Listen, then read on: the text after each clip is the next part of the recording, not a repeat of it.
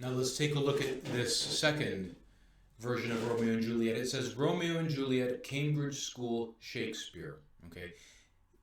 The first one we saw was out of Washington, D.C. This is actually out of England. And you're going to see there's a big difference between the American advertisement we just saw and the British one, which we're about to tear apart. Let me click on read more. Oy vey, as our Jewish friends in Brooklyn might say. Oy vey, look at this advertisement.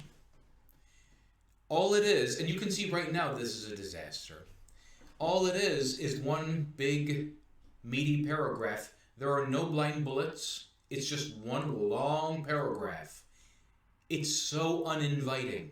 You see, one of the secrets with the blind bullets is that they make your advertisement inviting. Even before your readers begin to read your advertisement, they see the blind bullets and they say, hey, I see all those bullet points. This must have something important to say, okay? Because there's a list of these bullets. But this big, thick paragraph makes people say, I don't think I have the wherewithal to read it. But we're going to have the wherewithal to read it because we're going to find lots of gems buried in it. Take a look. An improved, larger format edition of the Cambridge School Shakespeare plays, extensively rewritten, expanded, and produced in an attractive new design. Whoa! That is not an 8th grade level sentence. That's much higher than 8th grade level, and I think we all know it. That's the first big problem. Second, where's the word you? This is not you-oriented. Third, where's the benefit? It says it's an improved, larger format. How is that a benefit to say that it's improved?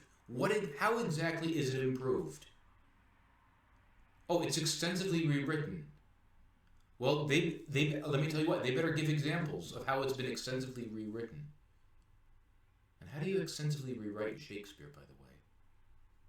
It's expanded and produced. It's expanded. Oh, great. Oh, good. So I'm a 9th grader, and I'm saying, oh, goody, goody.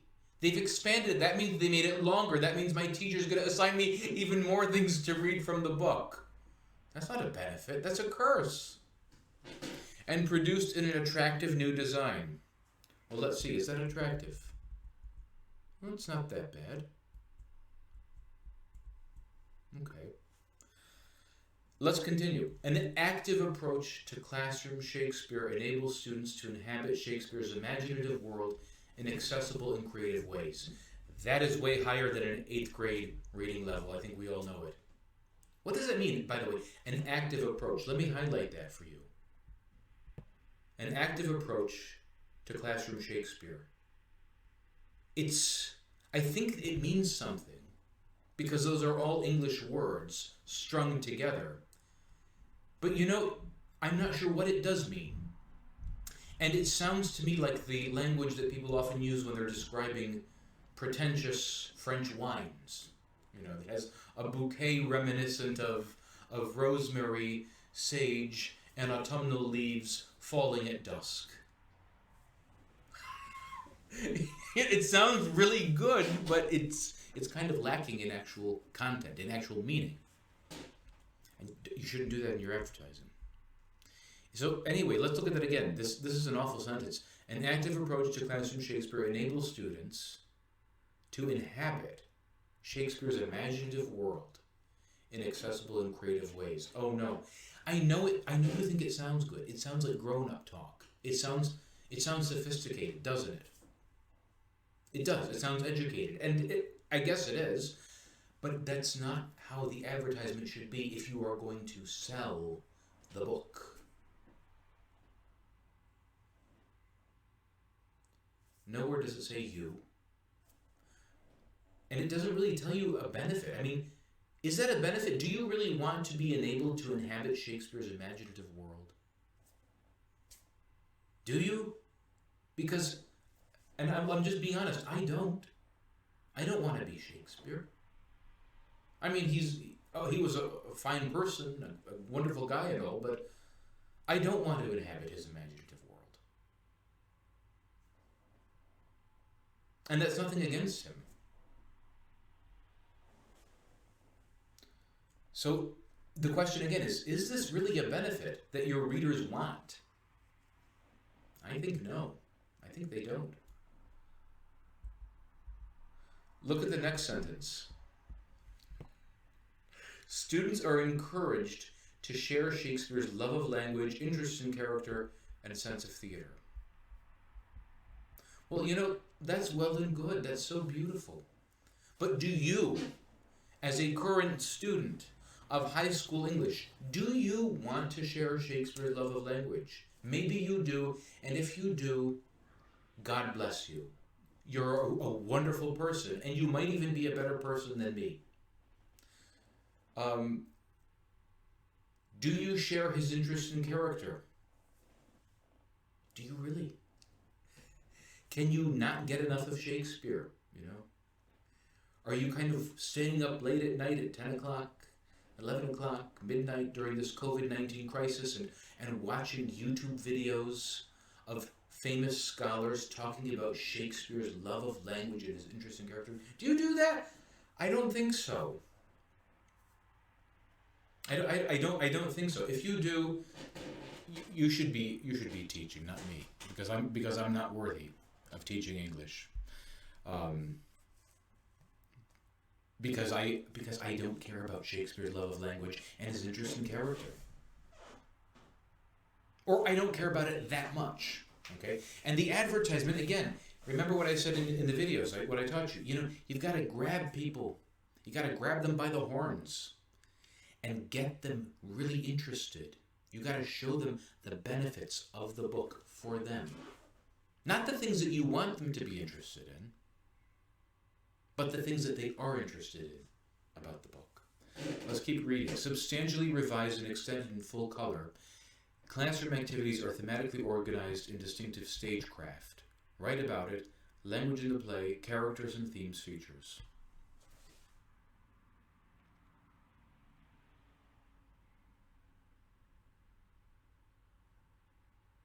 Are you excited yet? Are you excited about those classroom activities? Would you buy this? Oh, good, classroom activities. So adding to my workload, right? Maybe some English teachers will get excited about this. Ooh, there are more classroom activities. But I'm not sure most of them will. Let's continue. Right here, I'm reading right here. Extended glossaries are aligned with the playtext for easy reference. Oh. Well, hello there. That's a benefit. Now they're talking benefits for easy reference, right? Remember what we talked about in the videos, that convenience, ease, that is a benefit. That's a big benefit. And now finally at the end of the advertisement, they're dropping that in there. The extended glossaries might make your life a little easier. But you see, it's paltry. It's not enough to mention one tiny benefit toward the end. Look at the next sentence. Expanded endnotes include extensive essay writing guidance for Romeo and Juliet and Shakespeare.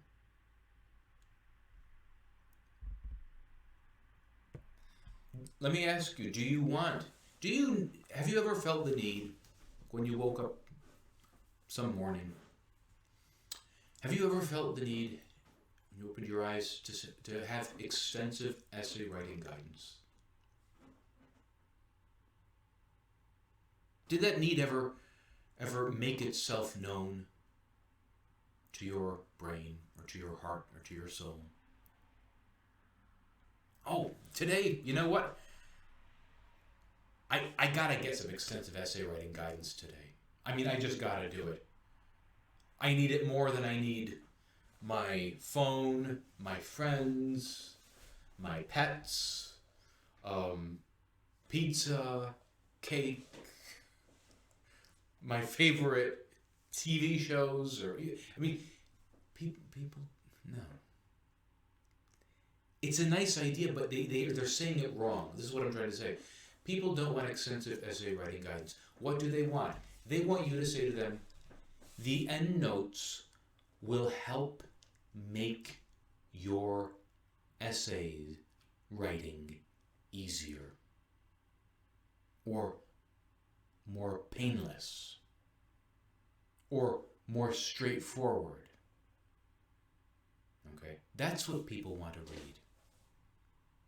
That when it's time to crank out that Shakespeare essay, those expanded endnotes are going to help them do it lickety-split. Get it done, submit it. That's what people want to see in the advertisement. Let's look at this last disaster of a sentence. Includes rich, exciting color photos of performances of Romeo and Juliet from around the world.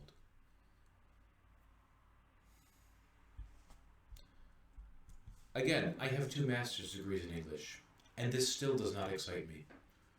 Because I don't give a farthing for seeing color photos of performances of Romeo and Juliet from around the world.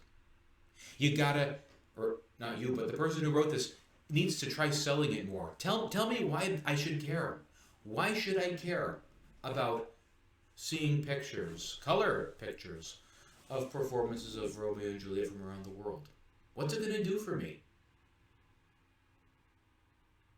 I'm sure it'll do something, but that has to be clearer. So, there's no call to action. It just ends. Yeah, see? The advertisement just kind of fades into the distance. That's not how we do it, is it? The word you is not mentioned at all. There are barely any benefits mentioned.